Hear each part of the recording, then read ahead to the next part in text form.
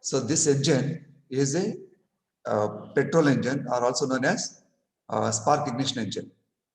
So in this engine, the air plus fuel get mixed in the carburetor, and that is sucked into the engine cylinder of one of the first process, that is the suction process. Engine में 4 process होता है, suction, then followed by compression, then the ignition, that is a power stroke, the last one is the exhaust process. So during the exhaust process, burnt gases are pushed out of the engine cylinder. Okay, so in the process, if it is a 2-stroke engine, in order to complete 4 processes, it takes only 2 revolutions. Like in 360 degrees, we should be able to have this. No? So 90 degrees, one process. Okay. In the case of 4-stroke engine, it takes 2 revolutions. That means not 360, 360 to 2. So now,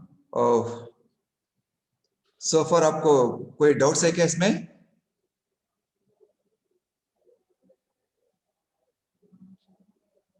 Hello?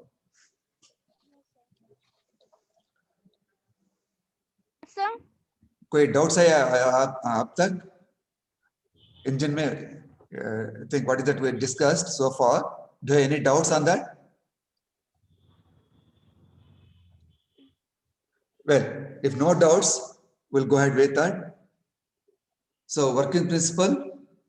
So all the processes, that's a total sequence of activities like a suction, compression, followed by, what is that? No, these are the 4 processes. In this process, it's a 4-stroke engine. In the 4-stroke engine, you have a valves here, right? In the first picture, you can see the crankshaft is rotating in the clockwise direction, and whereas piston moves up and down. So when in the first process, that's a suction process, also known as intake process. Usme piston, it just starts coming down.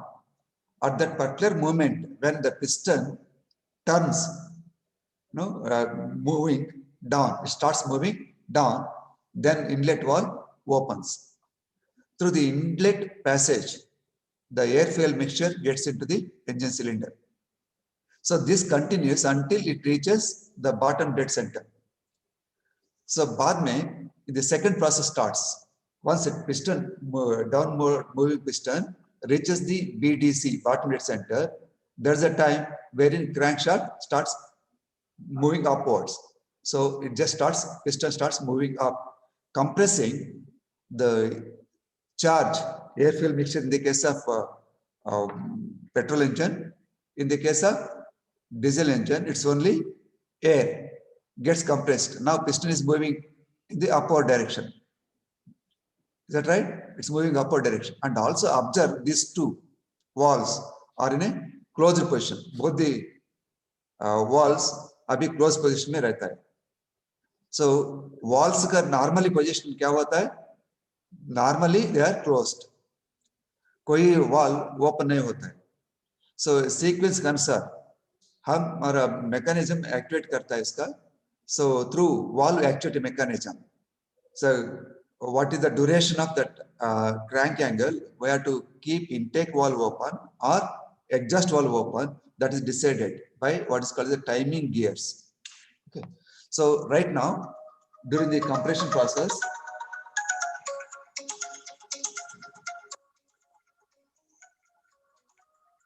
one second please.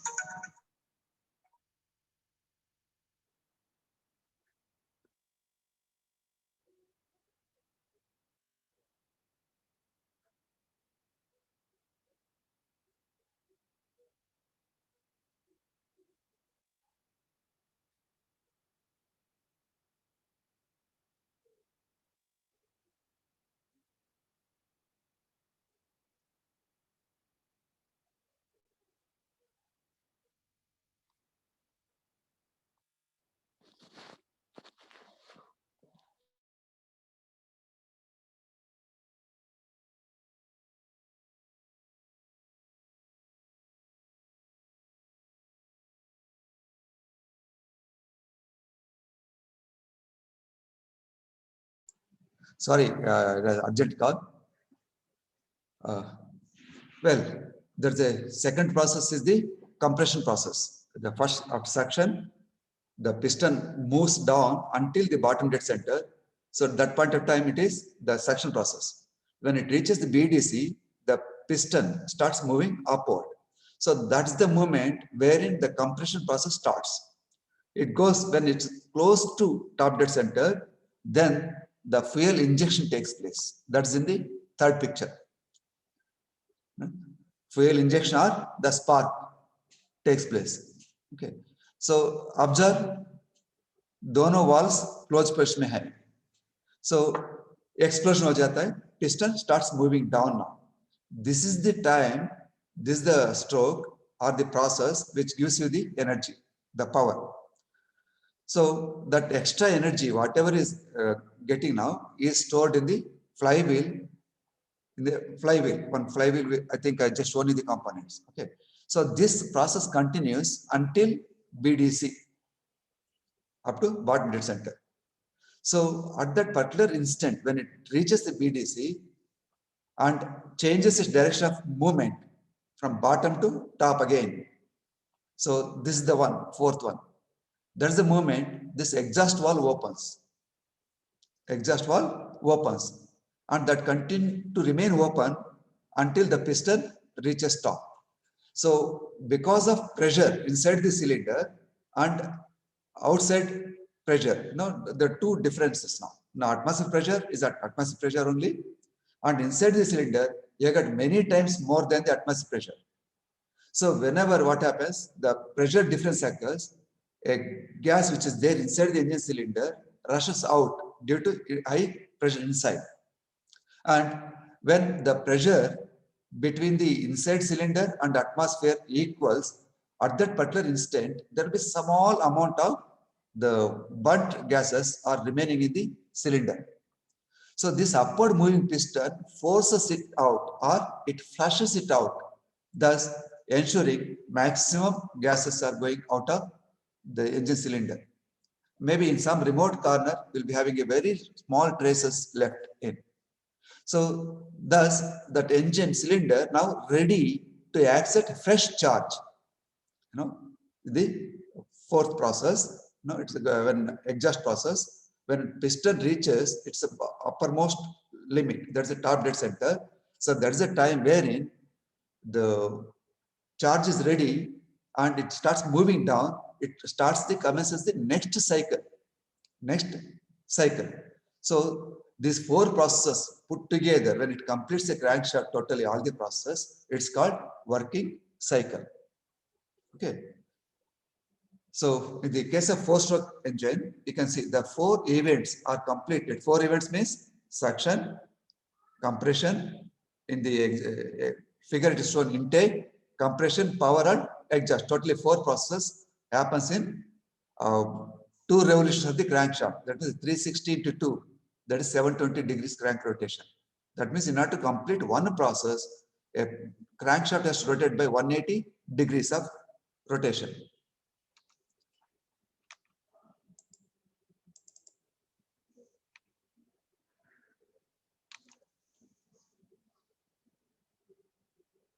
So this is the little more insight into, same arrangement, but it is a petrol engine.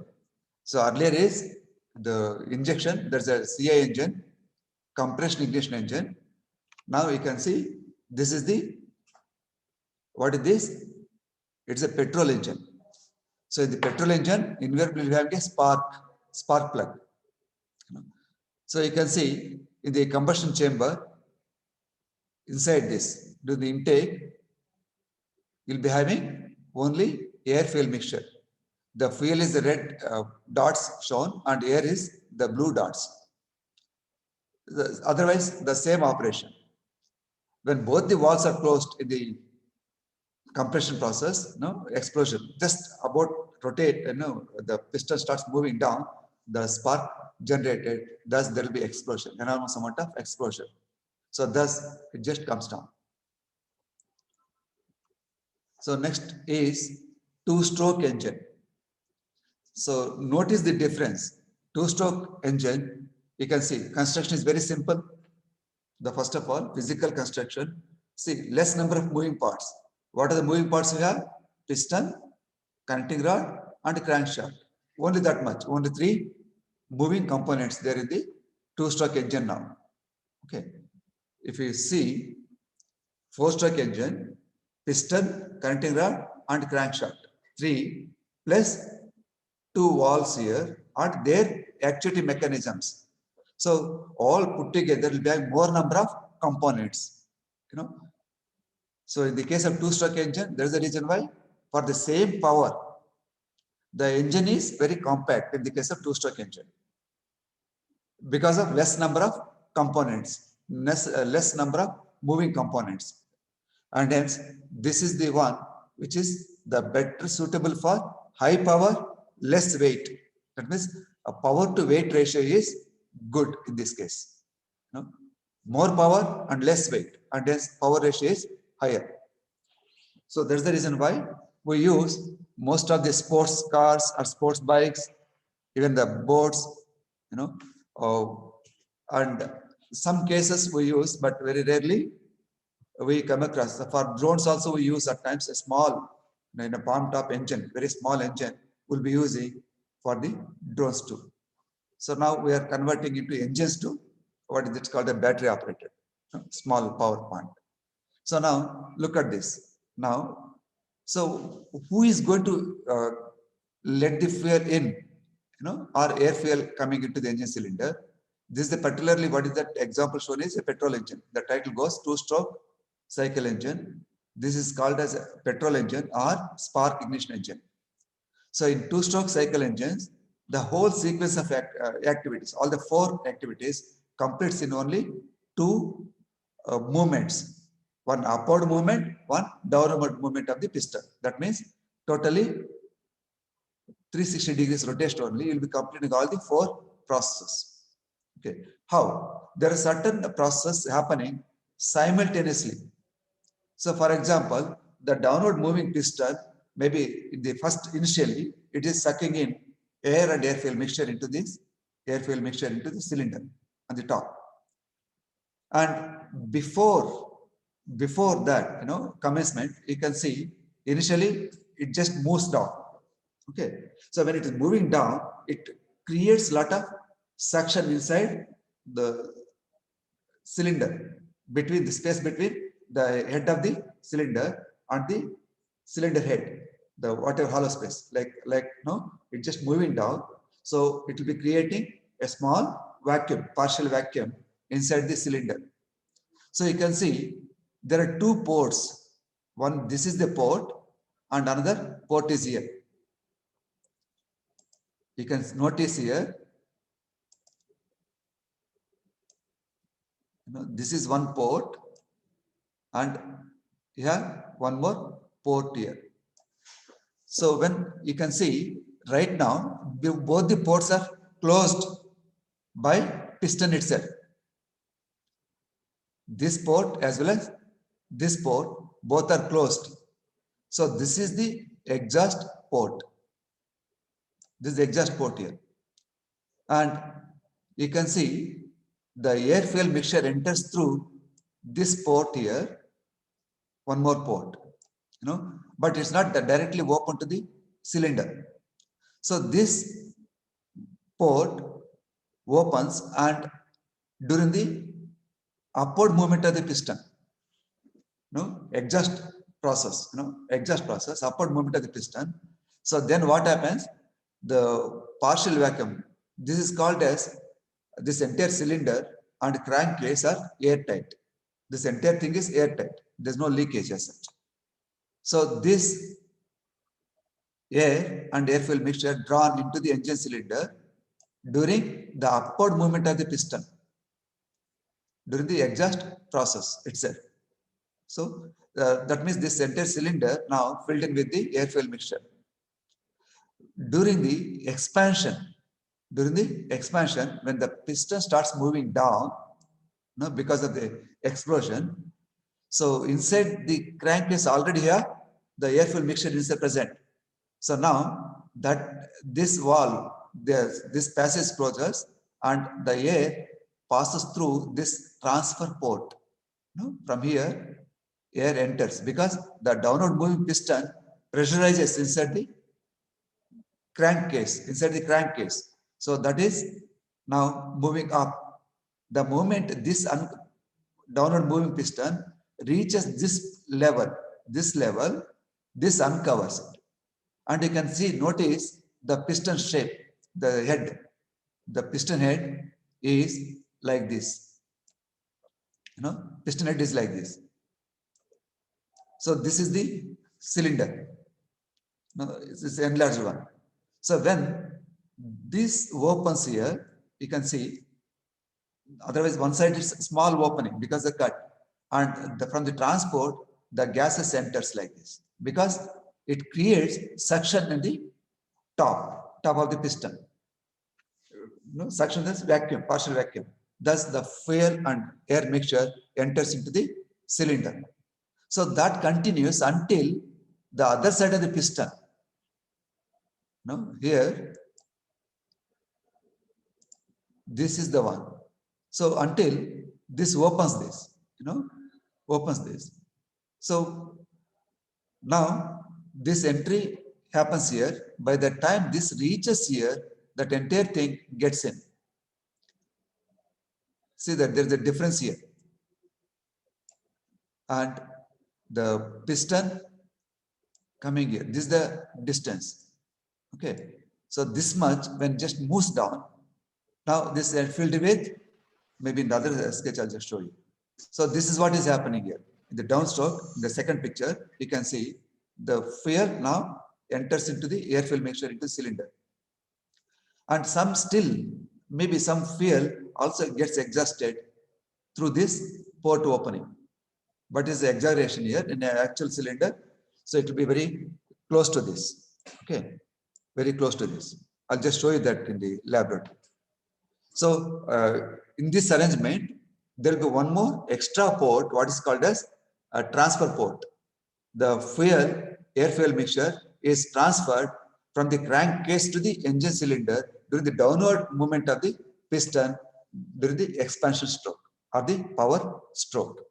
So thus that enters. Now the crankshaft rotates in the clockwise direction. Thus the crank moves upward, right? So this is how it just coming in here. It just goes up, right? And this will be moving upwards, thus compressing the air fuel mixture now.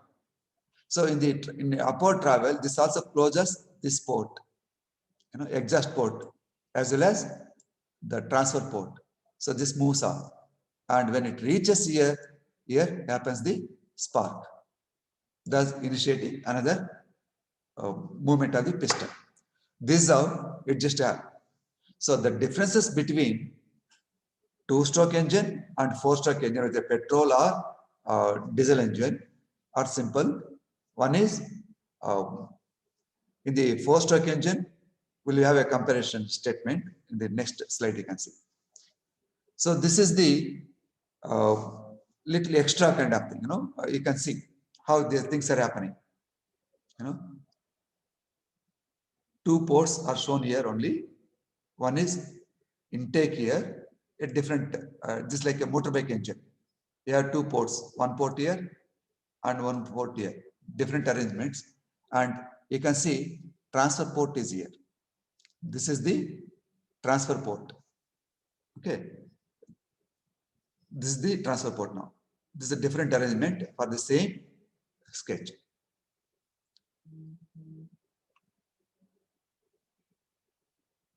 And this is the graphical arrangement. You can just show that. Yeah. Now, comparison between two-stroke and four-stroke.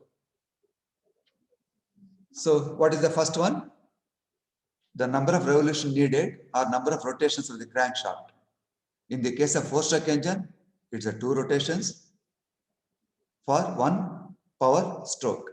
In the case of two-stroke engine, for only 1 rotation is needed per power stroke. So that means in every rotation you have 1 power stroke in the case of two-stroke engine. For every 2 rotations of the crankshaft, you have only 1 power stroke in the case of 4-stroke engine. So valves, in the case of 4-stroke engine, you have 2 valves. One is exhaust valve, other one is intake valve. Whereas in the 2-stroke engines, in place of there are no valves, instead of valves, we'll be having ports. So in the case of 4-stroke engine, the crankcase is open to the atmospheric pressure. The crankcase is open to the atmospheric pressure. That means it's not closed. It's not totally airtight. Whereas in the case of a 2-stroke engine, crankcase is fully closed as well as it is airtight. So no leakages are permitted. If there is any leakage, we'll be losing what is called the air-fuel mixture. That means the power loss happens if there is any leakage. So the next point is the top of the piston compresses the charge. Top of the only in the compressed stroke, it only compresses the charge. So in the case of 2-stroke engine, the both upper side of the piston as well as lower bottom side of the piston both compresses, isn't it? So when the piston moving down, the charge sucked into the crankcase is being pressurized. Thus the moment the transfer port opens, so the air-fuel mixture from the bottom, the crankcase, just gets into the engine cylinder inside. So when the piston starts moving up, water previously sucked into the engine cylinder, that is compressed. So both these sides, during the expansion process also, that compresses the air-fuel mixture inside the thing. Inside, and the piston moving upward, that compresses the charge inside the cylinder above the piston. Yeah, in the case of 4-stroke engines, the size of the flywheel is larger because for every 2 revolutions you have 1 power stroke. That's the energy you get it, power you get it for every 2 revolutions once, and hence there's a lot of time gap. Whereas in the case of 2-stroke engine, for every rotation you have 1 power stroke. Hence, you need to have a smaller flywheel. So in the fuel consumption, or the combustion nature. In the case of 4-stroke engine, complete combustion of fuel occurs because we'll be having sufficient time for fuel to burn completely. Whereas in the case of 2-stroke engine, some fuel escapes through the exhaust gases. So to that extent, we'll be losing. So that means the entire air-fuel mixture is not burnt inside the 2-stroke engine. There will be small losses. That's the reason why 4-stroke engines are polluting less, whereas 2-stroke engine pollution is also higher. Further, we'll be seeing that. So in the case of 4-stroke engine, weight of the engine per HP is high because the larger flywheel and more number of moving components. So whereas in the case of 2-stroke engine, the engine size is smaller and also less number of moving components, and hence it's going to be very compact, and hence it will be having a better power ratio, power to weight ratio, and as well as power to size ratio. So it will be better. So when compared to the thermal efficiency is the fuel burnt inside to the energy obtained.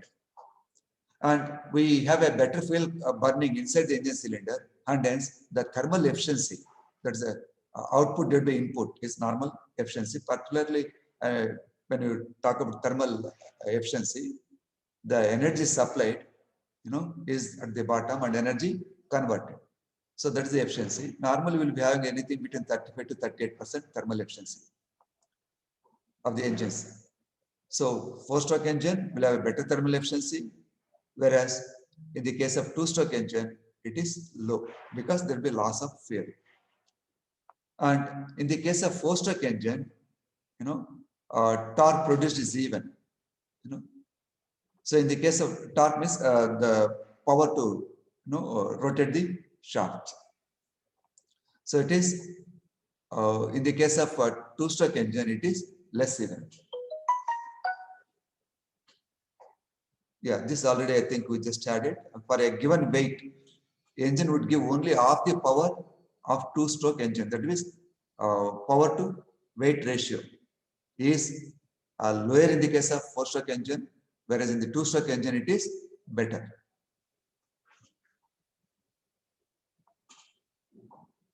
In the case of like speed, that's what in the beginning of this session only I was just talking about, having a better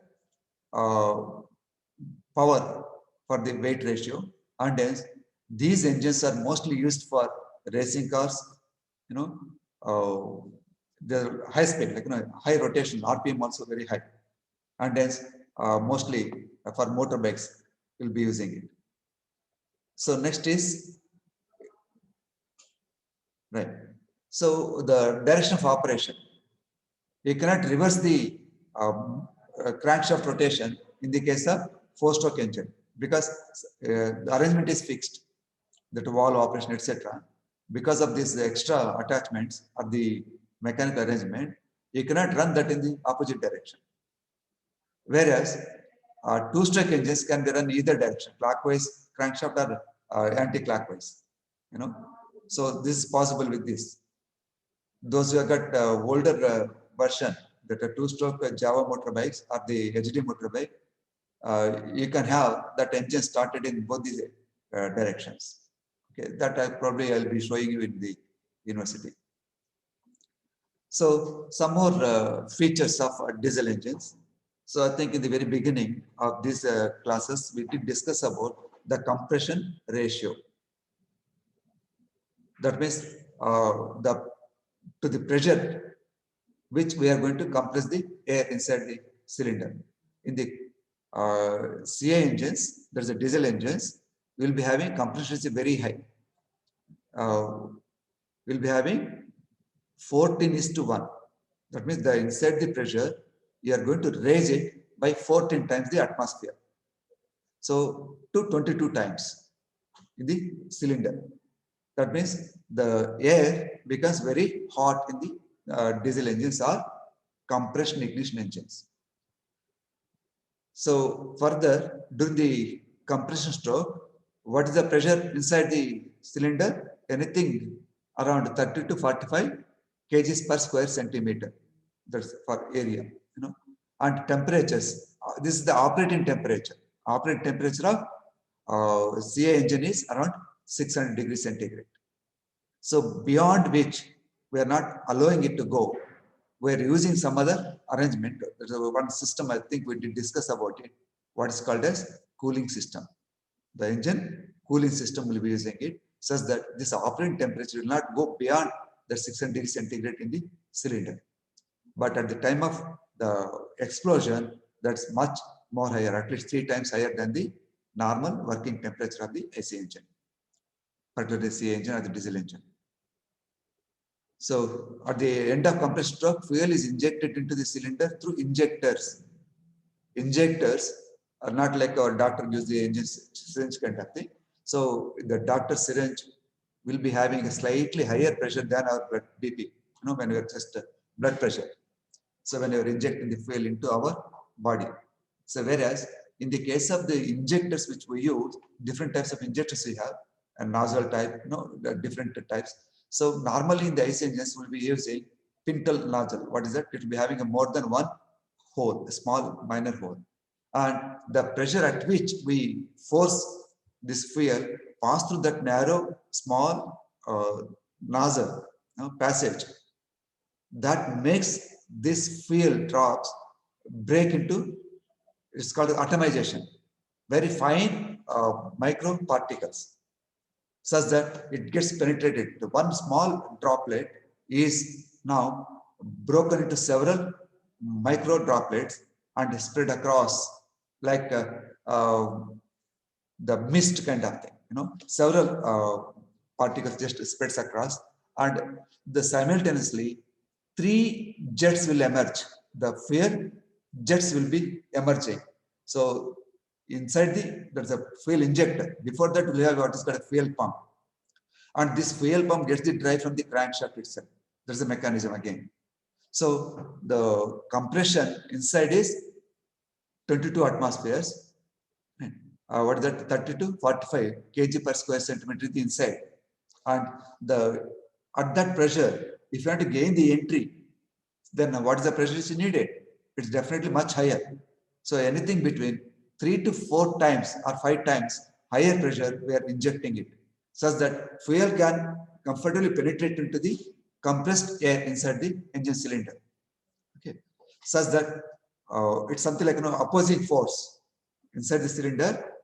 Already it is having about 30 to 45 kg per square centimeter pressure.